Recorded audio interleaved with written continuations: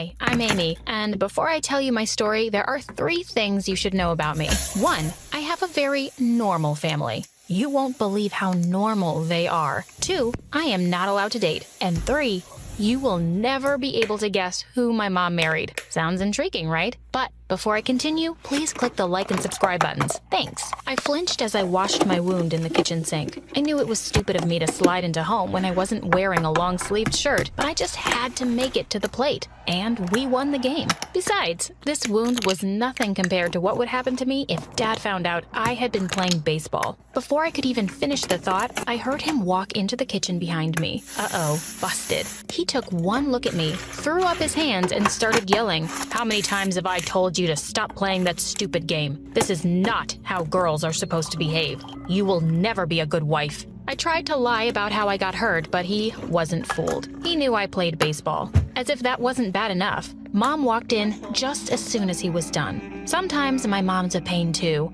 And obviously, with my stellar luck, I had flunked my math test that day, so it was her turn to go ballistic on me. How are you going to be a lawyer if your grades are so bad, you idiot? You're just going to end up on the streets if you don't get serious already. Blah, blah, blah. I had heard it all before. She was always on my case about school. I was so tired of being criticized all the time, so when they finally left me in peace, I decided to do the only thing that cheered me up. I baked. Chocolate was bound to make me feel better. But just as I was about to bite into a big, fudgy piece to drown my sorrows, my dad walked in, again, and knocked it out of my hand. I looked at him sadly. He shrugged and said, "You can't eat brownies, stupid. You have to stay fit and attractive. Otherwise, you'll never find a husband by the time you're 18. There's plenty of fruit in the fridge. Eat that." How am I supposed to find a husband when I'm not even allowed to date? I thought. I can't really catch a boy because I can't go out with anyone till I'm married. And why is Mom on my case to become a lawyer when apparently I'll be taking care of kids before I hit 20? Ugh.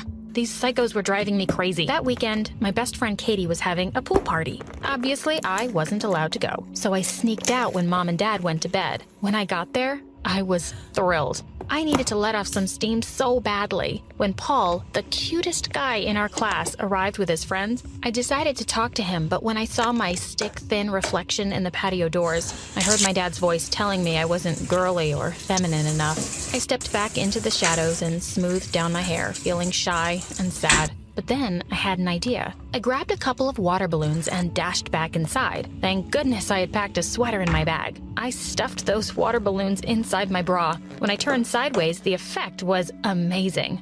I looked so curvy and spectacular, just like that cheerleader he was always talking to. I slowly and very carefully went back into the pool, but I couldn't spot Paul anywhere. Where he had been standing was only one of his lame friends. No, where was Paul? He needed to see my curves. I was about to rush past this boy when he suddenly spoke to me. "You're Amy, right?" he said with a shy smile. "I'm Liam." "Hi," I replied, keeping my arms crossed firmly over my chest. "Why are you in a sweater?" he asked, looking puzzled. "Don't you feel hot?" I brushed a strand of hair away from my sweaty face. I was feeling hot, and looking really stupid, too. I was wearing a sweater while everyone around me had changed into swimsuits. Amy," he added quickly, "you've got something on your shirt." I looked down. Oh my God! The water balloons were leaking. Everyone standing close to us had noticed, and they started to laugh. I ran back inside, feeling horrified. There was no way I could look like a cool cheerleader, ever. For the next few days, all I wanted to do was stay in the kitchen and make more brownies. I felt like a complete fool. I just couldn't do anything right, except make brownies. Obviously, it was time for my parents to add more drama to my life. They were just always fighting. One day I walked in and found them at it again. I heard my mom cry out that she always felt Dad had no interest in her and he barely even noticed her. Dad sounded really annoyed. "For God's sake, woman, stop saying the same thing over and over again.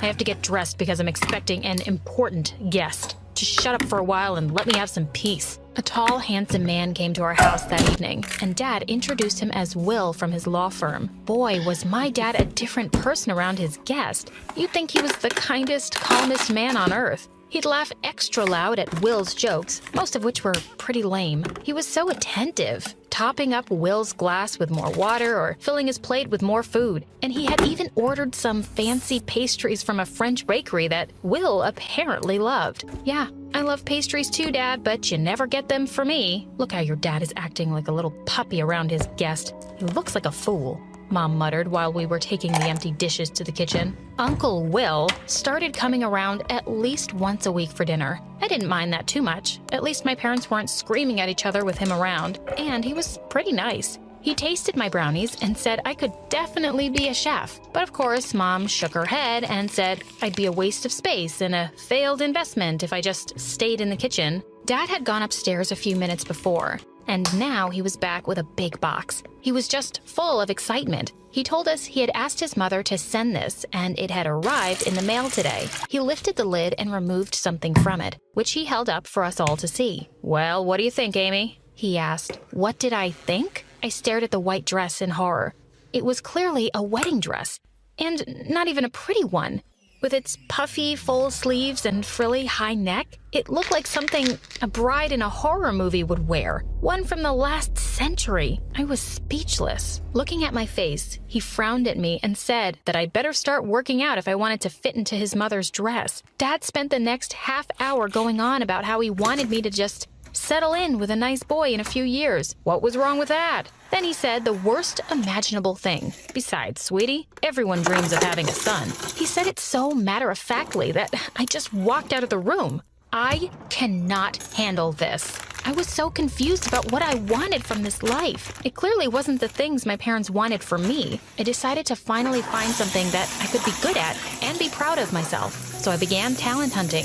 I tried out for the Glee Club, but I didn't make the cut. No surprises there. I'm completely tone deaf. Then it was the chess club, but oh my God, what a snooze fest. I would be falling asleep during my partner's turn. I thought my mom would be proud if I joined the literature club. My dad should join it. Jane Austen's books are all about proper ladies and catching husbands, but I couldn't stand those boring old books. All my tryouts were turning into major disasters. What made it worse was that there was one person who was just always there to see me mess up each one. Liam.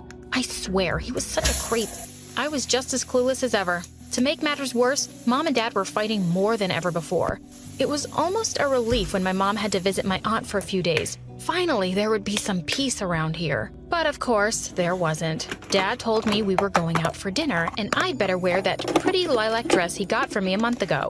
It was just perfect for my complexion, he said. I really didn't want to go anywhere, but there was nothing to eat at home, so I agreed. If I'd known what was in store for me, I would have chosen to starve. Dad walked toward a table for three, where a nervous-looking young guy in a suit was already waiting for us. He shook hands with my dad formally and introduced himself as an intern in my dad's law firm. Oh my God, this was a setup. Dad had really crossed a line. I didn't even bother sitting down. I just stood there with my hands fisted in the fabric of that stupid lilac dress. Are you insane? I hissed. He flushed. Sit down, Amy. Even with the clink of the dishes and the sound of other people talking, I could hear the threat in his voice. It was the last straw. Before I knew it, I was yelling. Why is it so important for me to get married? I'm only 15. You will sit down right now, he replied, glancing around at the strangers and the waiter, who were all staring at us. The poor boy looked terrified. And for just a second, I felt bad for him. I won't, I cried. You can't force me. I don't belong to you. You're going to need all the help you can get to find a nice boy to marry you. I heard Dad screaming as I stormed out of the restaurant. We didn't talk for the next few days, and I didn't mind at all. Soon enough, Mom was home, and they were back to fighting as usual. I was miserable. I started to have sleepless nights, and my grades began to drop. Dad was always on my case about the dark circles under my eyes. When my report card came, Mom had a fit. I didn't know what to do about all the stress. My skin started breaking out, and Dad started buying all these creams for my face. I somehow made it to 10th grade, barely.